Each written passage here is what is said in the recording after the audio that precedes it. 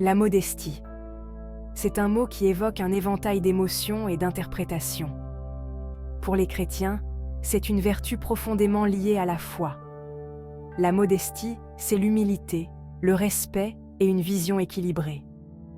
Il ne s'agit pas de cacher notre corps, mais de refléter la beauté de notre Créateur. Dans un monde saturé d'autopromotion, la modestie est contre-culturelle. Elle nous encourage à embrasser un mode de vie plus profond. Cet essai explore la modestie dans le christianisme, ses racines et ses défis.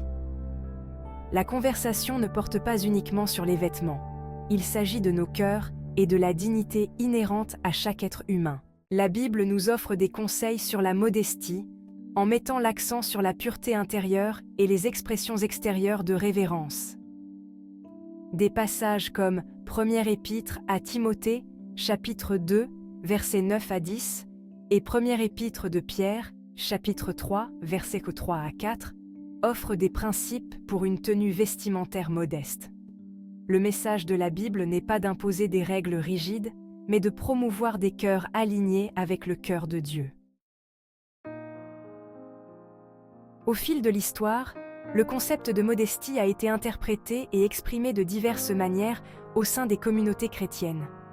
Influencées par les normes culturelles et les valeurs sociétales, la compréhension et l'application de la modestie ont évolué au fil du temps. De l'Église primitive au Moyen Âge, de la Renaissance à la Réforme, chaque époque a été confrontée à l'équilibre entre sensibilité culturelle et principes bibliques. Par exemple, à l'époque victorienne, la modestie était souvent associée à des codes vestimentaires stricts et à une étiquette sociale rigoureuse. Le corps des femmes était souvent considéré comme un objet de tentation, conduisant à des vêtements restrictifs et à des libertés sociales limitées. Cependant, il est crucial de reconnaître que ces interprétations étaient souvent façonnées par des normes culturelles plutôt que par des mandats bibliques uniquement. Section 4. Modernité et modestie. Une relation complexe. Dans le monde d'aujourd'hui, le concept de modestie est confronté à des défis uniques. La montée du sécularisme, l'omniprésence des médias et l'accent mis sur l'individualisme ont tous contribué à une culture qui privilégie souvent l'expression de soi aux valeurs traditionnelles.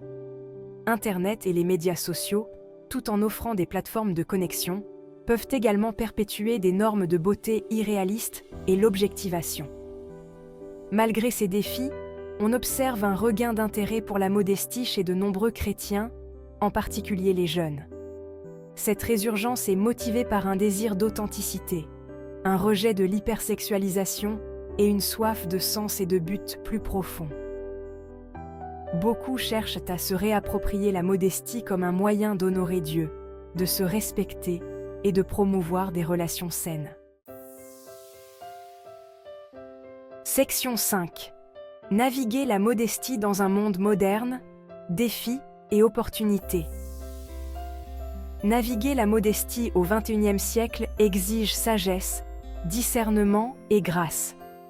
Il ne s'agit pas d'imposer des règles légalistes, mais d'engager des conversations réfléchies. Nous devons reconnaître qu'il n'existe pas d'approche universelle de la modestie. Ce qui est considéré comme modeste dans une culture peut ne pas l'être dans une autre. Cultivons des cœurs purs, humbles et respectueux. Section 6. Un appel à la réflexion et au dialogue. La conversation autour de la modestie est continue et multiforme.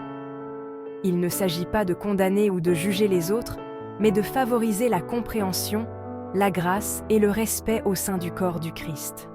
Alors que nous naviguons dans les complexités de la modestie dans le monde moderne, souvenons-nous que notre objectif premier est de glorifier Dieu en toutes choses.